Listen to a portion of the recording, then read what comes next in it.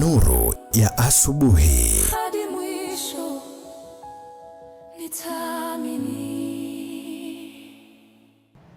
Ni furaha yangu na ni furaha yetu hapa studio kwamba umejumuika nasi tena asubuhi ya leo katika kipindi chetu kizuri cha Nuru ya Asubuhi.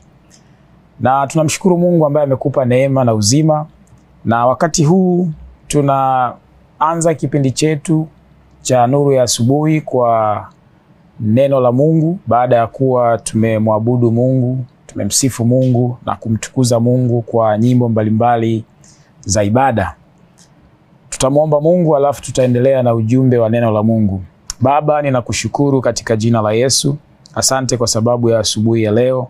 Asante kwa ajili ya siku hii ya pili ya mwezi wa 4 ambayo umetupa neema tena nyingine ya uzima, ya afya na nguvu kwa ajili ya kulitumikia kusudi lako katika maisha yetu. Asante kwa ajili ya mtazamaji kila mahali alipo. Asante kwa ajili ya uwepo wako hata hapo ambapo yupo wakati huu akisikiliza na kufuatilia kipindi hiki. Asante kwa sababu utamgusa na kumhudumia kila mmoja sawasawa na neno lako katika jina la Yesu. Amen. Amen.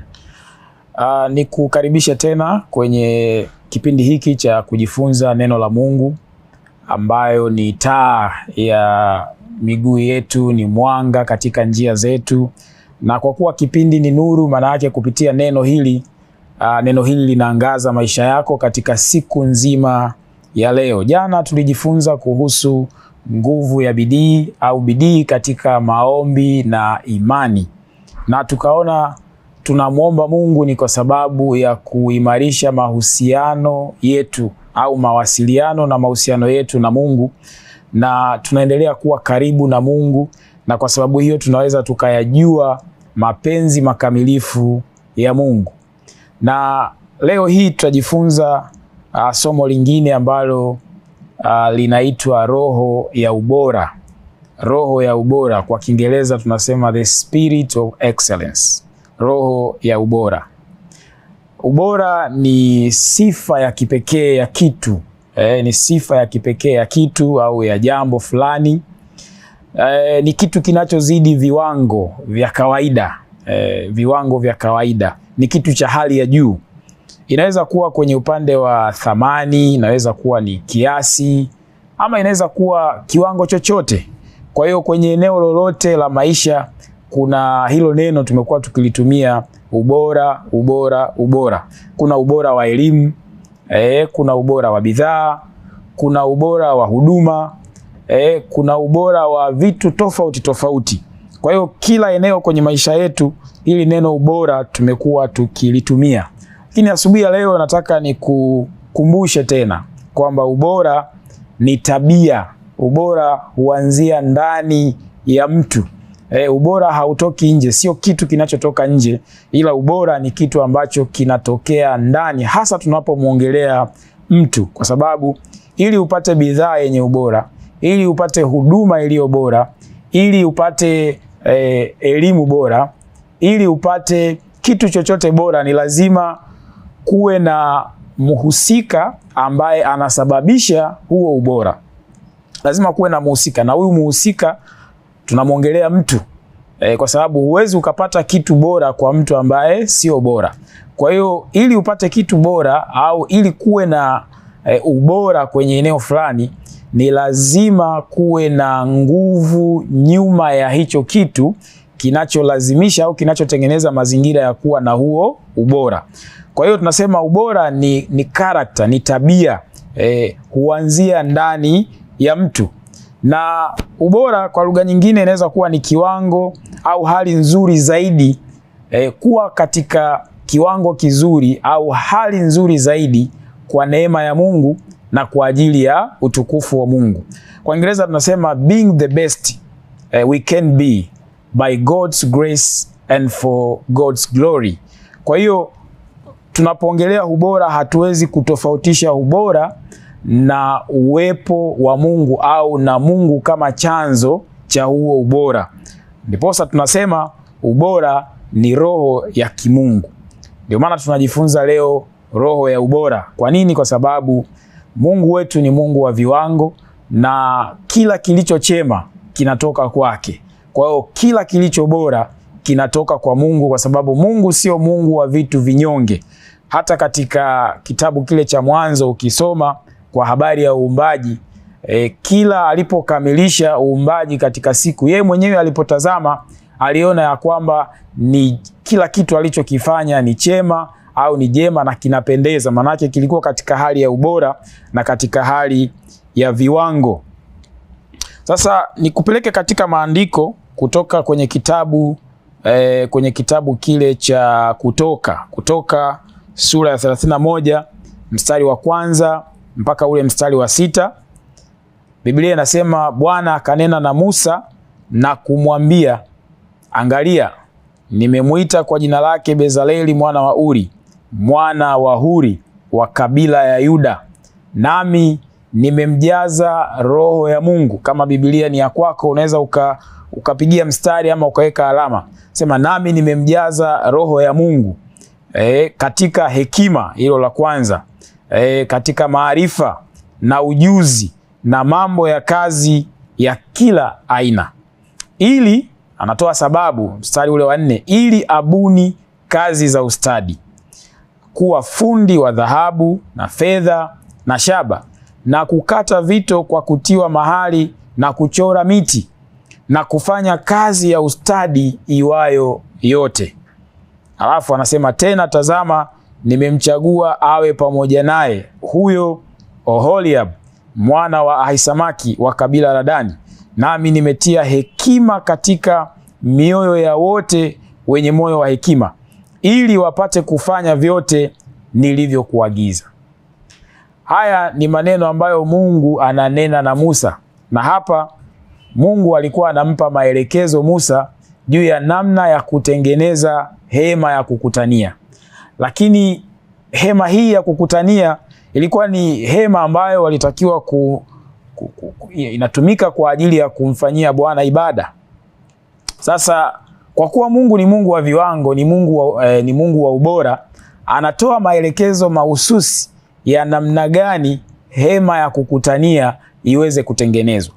Na kabla ya kutengeneza, moja, anatoa maelekezo, lakini anapotoa hayo maelekezo haishii tu kutoa maelekezo, anatoa na uwezeshaji wa namna hayo maelekezo yanavyoweza kutekelezwa.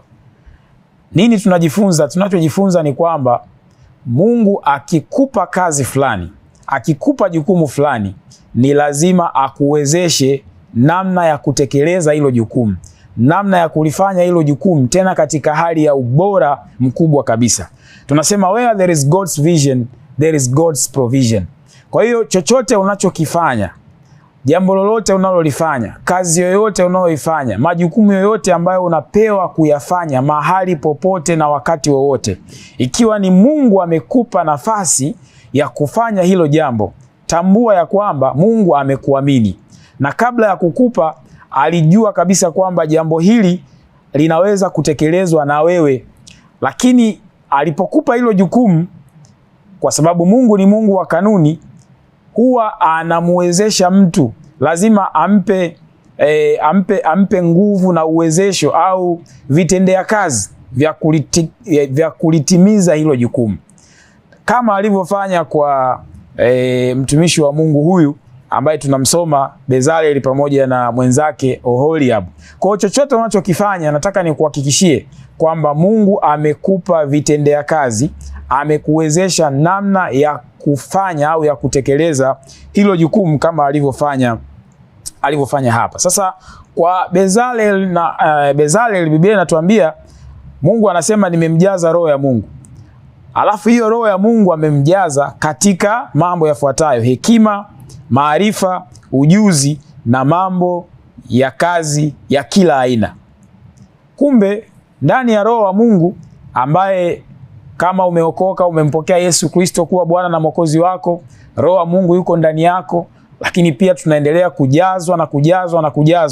Huyu Roho Mtakatifu pamoja na kazi zake nyingine ambazo tumekuwa tukijifunza na tunazifahamu kwamba yeye ni kiongozi, yeye ni mwalimu, yeye ni msaidizi, na mambo mengine mengi. Lakini pamoja na hayo mengine ambayo tumekuwa Roho Mtakatifu akijidhihirisha ndani yetu, lakini kumbe ndani yake kuna hekima, kuna maarifa na kuna ujuzi na mambo ya kazi ya kila aina.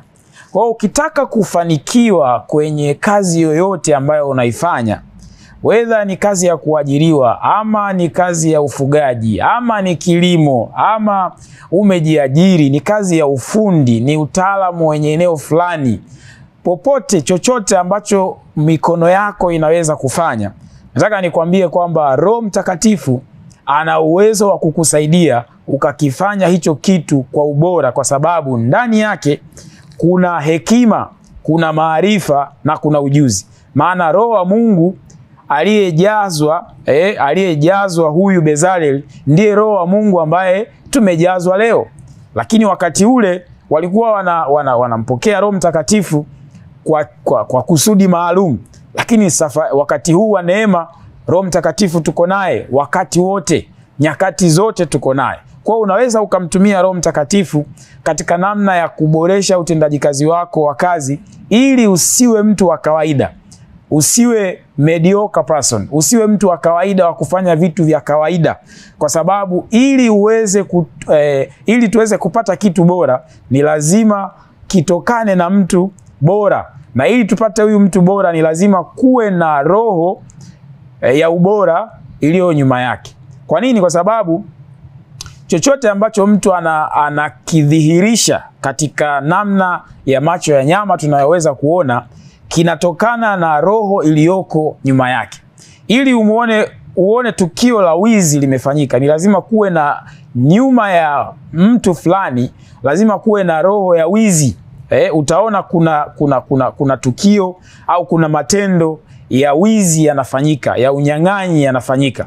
Kwa hiyo tukio lolote au jambo lolote unaloweza kuliona, manake lazima kuwe na roho nyuma yake. Kwa nini? Kwa sababu vitu vyote vinavyotokea katika macho ya nyama au katika ulimwengu wa nyama, kwanza vinaanza kutokea katika ulimwengu wa roho.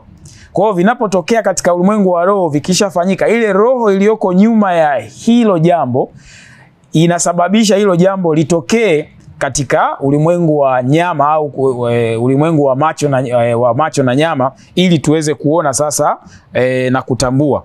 Kwa hiyo ili uweze kuona ubora kwenye eneo lolote, lazima kuwe na roho ya ubora ndani ya mtu. Kwa hiyo ndio maana asubuhi ya leo niko hapa kukuombea na kumsihi Mungu kwamba kuanzia sasa nikupe changamoto hiyo, kwamba chochote unachotaka kukifanya, kama umeokoka na umejazwa Roho Mtakatifu, hebu activate roho ya ubora ndani yako ili uweze kufanya hivyo vitu kwa ubora, kwa sababu hayo ndiyo mapenzi ya Mungu kwako katika kazi hiyo. Mungu hawezi akakupa kazi alafu ukaifanya katika namna ya kawaida, kwa sababu Mungu sio Mungu wa vitu vya kawaida. Mungu ni Mungu wa ubora. Kwa hiyo Mungu akikupa kazi yoyote, lazima atakupa ujuzi, atakuwezesha, atakupa maarifa na kila kitu unachohitaji kukifanya ili uweze kukifanya kwa ubora. Ndio maana ninasema roho kuwa bora is being the best we can be by God's grace and for God's glory. Kuwa katika hali ya ubora au katika namna nzuri zaidi kwa neema ya Mungu na kwa ajili ya utukufu wa Mungu. Na hilo linawezekana tunapojazwa au tunapokuwa na Roho wa Mungu ndani yetu, ambaye kwenye hiyo package ya Roho wa Mungu pamoja na mambo mengine kuna eneo la ubora ambalo tunaliona kwa huyu mtumishi wa Mungu Bezalel. Na nikupitishe pia kwenye maandiko mengine ili uweze kuona hiki ninachokizungumza. Tumwangalie mtu mwingine anaitwa Daniel. Daniel, ukisoma ile Daniel sura ya 5 mistari ya 11 pale, nitasoma 11 mpaka 12. Biblia inasema mstari ule wa 11, yuko mtu katika ufalme wako ambaye roho ya miungu watakatifu inakaa ndani yake, na katika siku za baba yako nuru na ufahamu na hekima zilionekana ndani yake. Na mfalme Nebukadreza baba yako, naam, mfalme baba yako akamfanya kuwa mkuu wa waganga na wachawi na Wakaldayo na wanajimu. 12. Kwa kuwa roho njema kupita kiasi na maarifa na ufahamu na uwezo wa kufasiri ndoto na kufunua maneno ya fumbo na kufungua mafundo zilionekana katika Daniel huyo ambaye mfalme alimuita Belteshaza. Basi na aitwe Daniel, naye ataionyesha tafsiri. Kwa hiyo unaweza ukaona haya ni maneno ya mama wa mfalme au malkia, anamueleza mwanaye ambaye alikuwa amefadhaishwa na changamoto aliyoipata, ndoto aliyoiota ikawa haina majibu. Amepata wakati mgumu sana mfalme, na ameita watu wake wa karibu, wasaidizi wake, lakini hakuna ambaye aliweza kumpa majibu ya hicho kinachomtatiza. Mfalme Belshaza akahangaika sana, uso wake ukambadilika na wakuu wake wakaona fadhaa. Ndiposa malkia, kwa sababu ya maneno ya mfalme na ya wakuu wake, akaingia katika nyumba ya karamu. Malkia akanena akasema, mfalme akamueleza sasa, akampa mtu anayeweza kumtatulia hiyo changamoto na huo mfadhaiko wake. Lakini anapoanza kumuelezea sifa za huyu mtu, anasema yuko mtu katika ufalme wako ambaye roho ya miungu watakatifu inakaa ndani yake. Huyo mtu huyo, kinachomtambulisha ni roho iliyoko ndani yake. Sasa nikuulize wewe mwenzangu, kwenye eneo ulilopo, ni roho ipi ambayo inakutambulisha? Kwa sababu Daniel alitambulishwa alitambulika, utambulisho wake, identity yake ilitokana na roho iliyokuwa ndani yake. Na huyu malkia alitambua hiyo roho, anasema yeye kwa uelewa wake sasa, anasema ni roho ya miungu watakatifu, kwa sababu wao walikuwa ni watu wa miungu. Lakini hapa sisi tunajua anamuongelea roho wa Mungu. Alitambulika kutokana na roho iliyoko ndani yake. Anasema roho ya miungu watakatifu inakaa ndani yake. Anaeleza kwamba katika siku za Nebukadreza kuna vitu vilionekana, na vitu vilivyoonekana ndani yake ni nuru, kwamba huyu mtu inakaa ndani yake. Kwa ile roho iliyoko ndani yake ilidhihirika kupitia nuru. Hilo la kwanza. Lakini kingine, ilidhihirika kupitia ufahamu, ilidhihirika kupitia hekima. Anasema zilionekana ndani yake. Sasa huwezi kuona hekima, lakini unaweza kuona hekima. Hekima ni uwezo wa kufanya jambo sahihi kwa wakati sahihi na kwa namna sahihi. Sasa mtu akisema neno la hekima au jambo zuri, sema okay, huyu mtu ana hekima. Au akitenda kwa hekima. Kwa ili uone kwamba kuna hekima ndani ya mtu, ni lazima kuwe na vitu vimefanyika. Ndio maana nasema ili uone jambo fulani ni lazima kuwe na roho nyuma ya hilo jambo. Kwa hiyo tunaona waliona, kwa sababu ya roho iliyokuwa ndani ya Danieli, waliona nuru. Anasema moja, nuru, lakini mbili, ufahamu na hekima zilionekana ndani yake. Na kwa sababu hiyo mfalme baba yako Nebukadreza akamfanya kuwa mkuu wa waganga, wachawi na Wakaldayo na wanajimu. Kwa kumbe roho ya ubora pia matokeo yake huwa ni kumuinua mtu. Yaani huwezi ukawa na roho ya ubora alafu ukabaki kama ulivyo. Mstari wa 12 anasema kwa kuwa roho njema kupita kiasi. Sasa hiyo roho njema kupita kiasi inaonekana kupitia vitu hivi. Anasema na maarifa na ufahamu na uwezo wa kufasiri ndoto na kufunua maneno ya fumbo na kufungua mafundo zilionekana katika Danieli ambaye mfalme alimuita Belshaza. Kwa hiyo huyu aitwe. Kwa hiyo unaweza ukaona kwa kumbe ubora ni roho ya Mungu. Ubora ni tabia ya kimungu. Ili ionekane kwenye maisha ya mtu ni lazima Roho Mtakatifu awe active, awe activated ndani ya mtu, alafu tutaanza kuona matokeo kupitia vitu tofauti tofauti ambavyo huyu mtu anavifanya. Ukisikiliza maneno ya malkia, anatangulia kuzungumza kwa habari ya roho iliyoko ndani ya huyu mtu, alafu vinavyodhihirishwa sasa kutokana na hiyo roho au hiyo nguvu iliyoko ndani ya huyu mtu vinaanza kuonekana: hekima, maarifa, ufahamu, uwezo wa kufasiri ndoto, kufungua mafumbo. Kwa lugha nyingine, Danieli alikuwa problem solver, mtatua matatizo.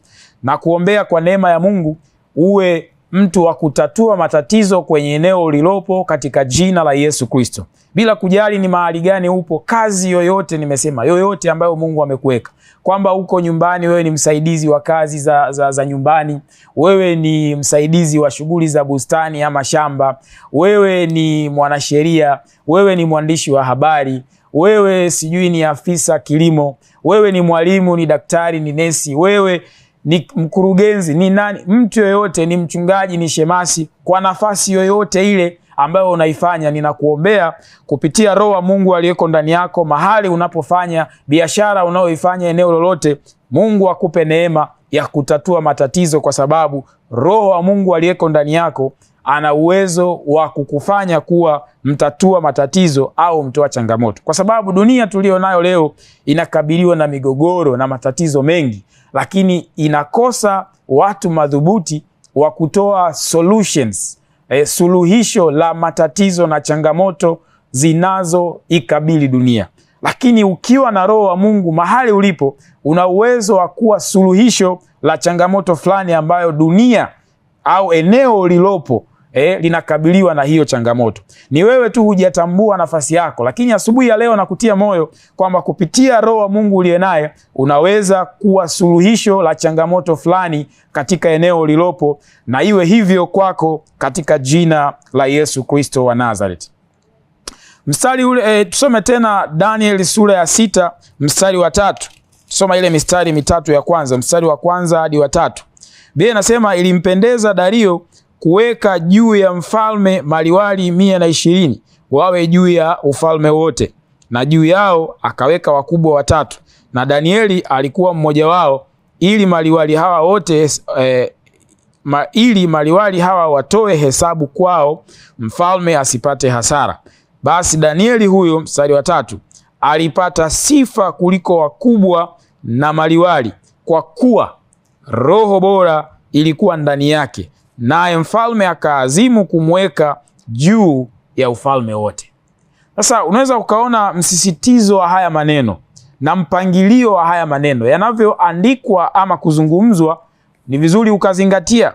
Anasema basi Danieli huyu alipata sifa kuliko wakubwa na maliwali. Tumeona hapa wakuu wa majimbo maliwali 120 ni sawa na kusema wakuu wa wilaya kwa mazingira yetu ya nchi yetu, lakini au wakuu wa mikoa lakini anasema na akaweka pia wakubwa 3.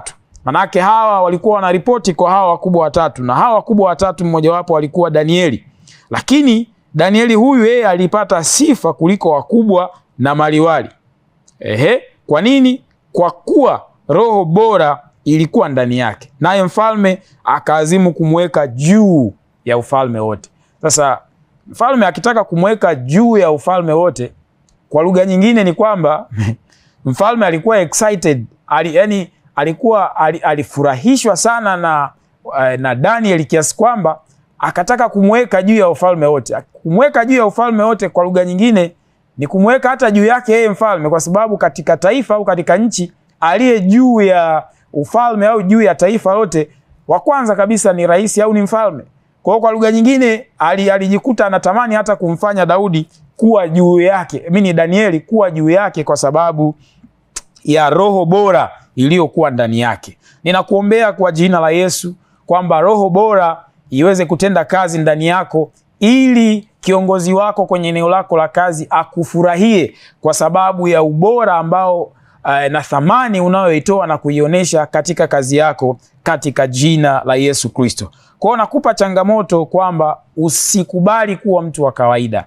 Ikiwa unamjua Mungu, ikiwa umeokoka, ikiwa roho wa Mungu yuko ndani yako, usikubali kuwa mtu wa kawaida. Usikubali kufanya vitu kikawaida, kwa sababu huyo sio Mungu. Hiyo sio tabia ya kimungu. Chochote ambacho Mungu anafanya, huwa anafanya kwa ubora. Na kwa kuwa hicho unachokifanya ni Mungu amekupa kukifanya, amekuwezesha katika namna ambayo unaweza ukakifanya kwa ubora mkubwa, sawasawa na uwekezaji ambao Mungu ameweka ndani yako. Biblia inasema kwamba kwake aliyepewa vingi atadaiwa vingi.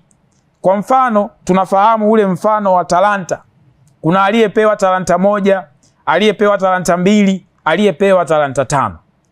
Alafu wakati wa kutoa hesabu tunaona kwamba yule aliyepewa talanta 2 alipotoa hesabu akatoa hesabu ya talanta 4, kwamba bwana, ulinipa 2 lakini sasa nimezizalisha, ninazo hizi hapa 4, pokea. Yule wa 5 naye akasema ulinipa 5, sasa ninazo 10, hizi hapa, pokea. Lakini yule wa 1 yeye anasema bwana, nilijua wewe unakusanya pale usipotawanya, unavuna pale usipopanda. Kwa hiyo uliponipa ile talanta 1 mimi niliichimbia chini, nilihifadhi. Sasa chukua kilicho chako ili usije ukawa unakusanya visivyo vya kwako. Tunaelewa kilichowapata hawa watu watatu. Wale wawili walisifiwa, walipongezwa, na yule aliyefanya zaidi akaongezewa zaidi, lakini yule ambaye hakuzalisha alinyang'anywa hata kile ile moja aliyokuwa nayo. Hii inatufundisha kwamba Mungu anapotupatia vitu anataka hafanyi kwa hasara. Uwekezaji wowote ambao Mungu amefanya ndani yako, Mungu amekupa uzima, Mungu amekupa afya, amekupa nguvu, amekupa elimu, amekupa uwezo, amekupa ujuzi, amekupa maarifa, amekupa akili, amekupa ufahamu. Amewekeza vitu vingi sana ndani yako. Matokeo anayatarajia katika viwango vya ubora. Sasa nikupe sifa kadhaa za roho ya ubora. Sifa kadhaa za roho ya ubora. Sifa za roho ya ubora. Cha kwanza, ukisoma kwenye Mithali sura ya 22 mstari wa 29. Mithali 22 mstari wa 29. Biblia inasema, je, wamuona mtu mwenye bidii katika kazi zake?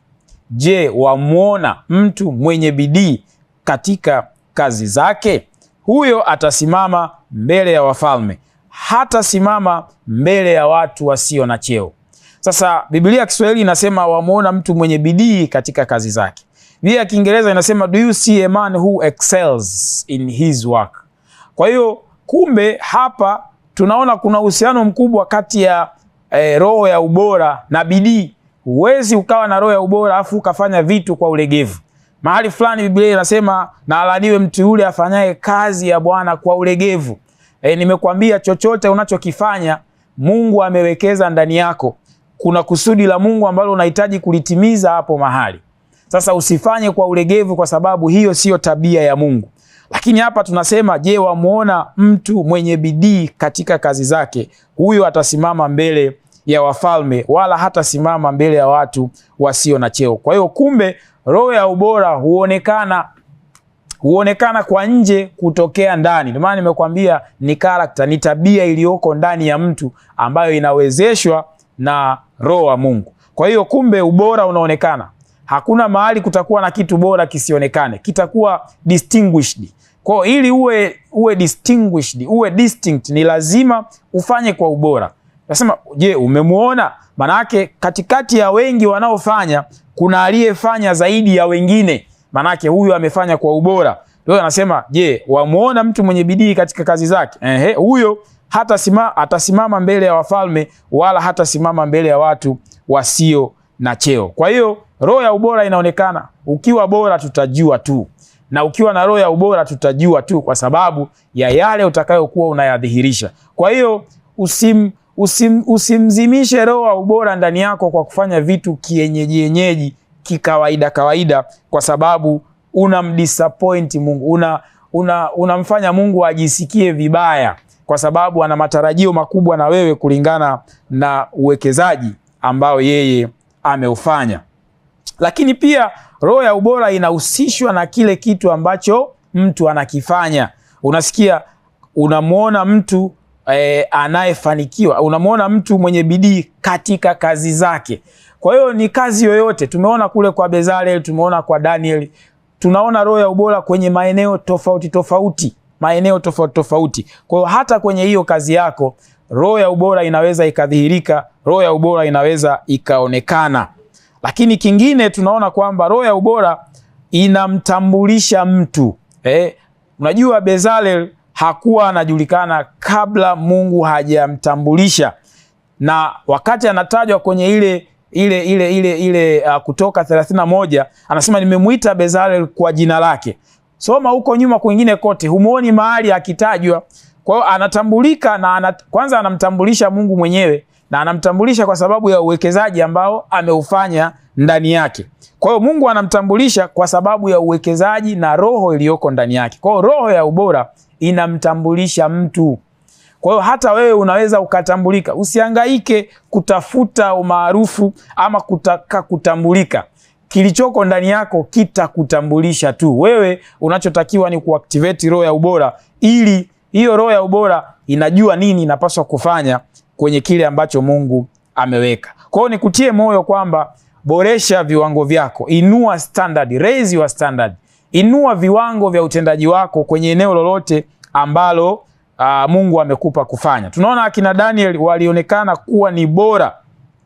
Walikuwa ni bora kabisa. Hata kwenye masomo, kwenye maisha ya kawaida huwa tunaona wanafunzi bora 10 kitaifa wa kidato cha 4 au wa kidato cha 6. Kwa lazima uonekane tu. Huwezi ukawa bora alafu usionekane. Kwa nini? Kwa sababu hata maji na mafuta tunasema huwa vinajitenga. Kitu bora kinatambulika na kinaonekana.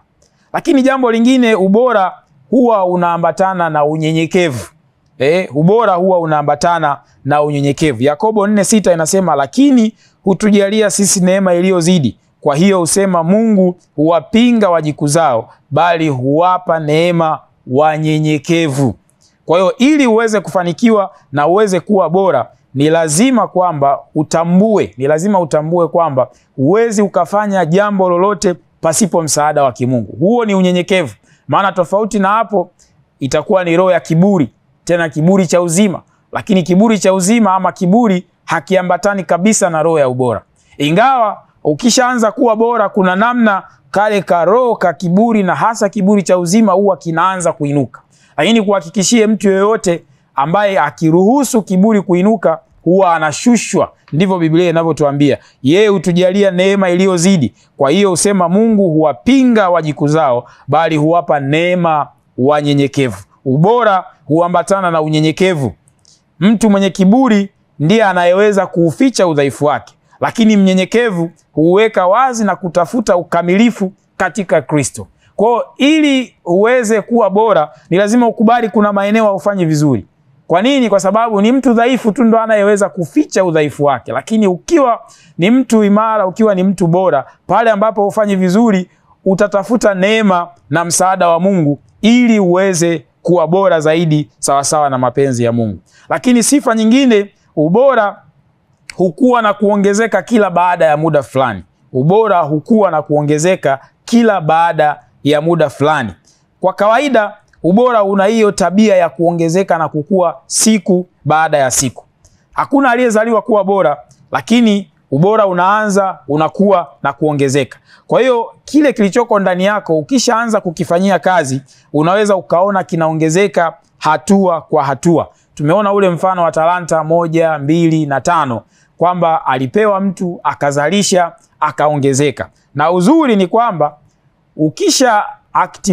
ukishaanza kufanyia kazi kile ulichonacho utaongezewa. Ndio maana aliyekuwa na talanta 5 alipopata 10 aliongezewa. Baada ya kuongezewa, manake aliaminiwa katika viwango vya 10. Mwanzoni aliaminiwa katika viwango vya 5, lakini sasa hivi kwa sababu ya roho ya ubora anaongezeka, anaaminiwa katika viwango vya 10.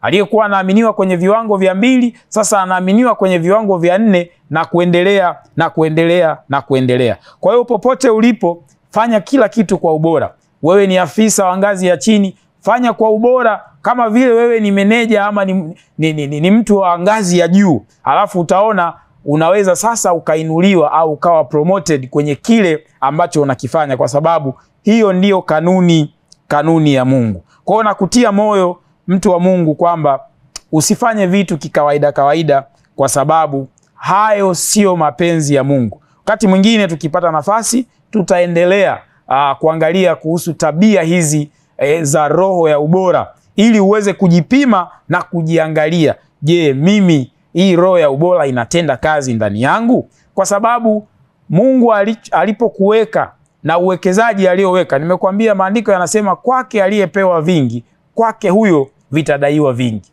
Kwa hiyo unadaiwa na Mungu kulingana na uwekezaji ambao Mungu ameweka ndani yako.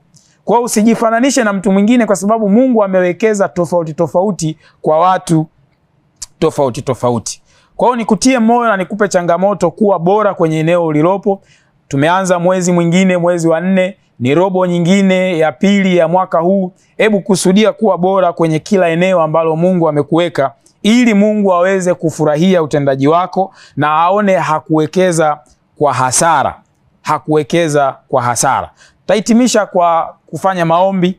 Nimwombee mtu mmoja ambaye bado hajakutana na Yesu, na pengine kwa maneno haya ameguswa na anaona ana kila sababu ya kupatanishwa na Mungu wake. Kama hujaokoka na umefuatilia kipindi hiki, ili roho ya ubora iweze kutenda kazi ndani yako, ni lazima na ni muhimu sana roho ya Mungu iwe ndani yako. Na ili roho ya Mungu akae ndani yako, ni lazima upatane na huyu Mungu muumbaji wako. Fuatisha maneno haya, sema: Bwana Yesu, asante kwa upendo wako na asante kwa neno lako.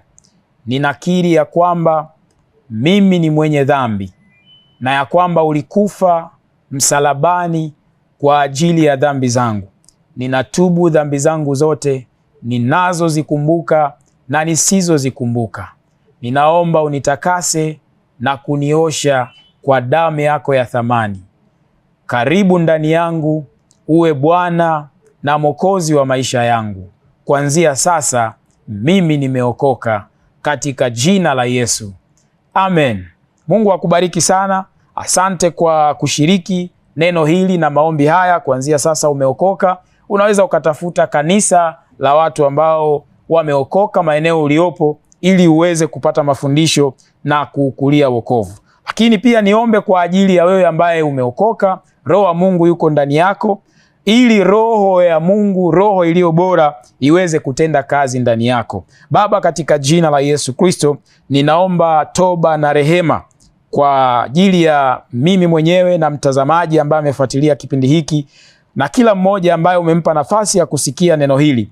Pale ambapo tumekuwa tukifanya vitu katika hali ya ulegevu, katika hali ya udhaifu na katika hali ya kawaida, maana hayo sio mapenzi yako. Tunaomba toba na rehema, Bwana, utusamehe katika jina la Yesu Kristo wa Nazareti. Bwana, ninaomba roho ya ubora ianze kutenda kazi ndani ya mama huyu, ndani ya baba huyu, ndani ya kijana huyu na kila mmoja ambaye amelisikia neno lako, katika jina la Yesu Kristo wa Nazareti. Ninatamka roho ya ubora kuanzia sasa kwenye kila eneo la maisha yako kwa jina la Yesu, kwamba ni kazi, kwamba ni familia, kwamba ni katika elimu, kwamba ni katika biashara, kilimo, mifugo, kwenye eneo lolote. Ninatamka roho ya ubora ianze kutenda kazi, roho ya maarifa, roho ya hekima, roho ya ufahamu, roho ya ujuzi kwenye kila eneo iweze kuonekana na kudhihirika kwa ajili ya utukufu wa Bwana. Ninakutukuza Mfalme, ninakushukuru kwa sababu neno hili Bwana litaenda kuonekana na kudhihirika kwenye maisha ya kila mtu aliyepata kulisikia, katika jina la Yesu. Amen. Amen. Mungu akubariki sana kwa kuungana nasi kwenye Nuru ya Asubuhi. Tukutane tena wakati mwingine majira kama haya. Amen.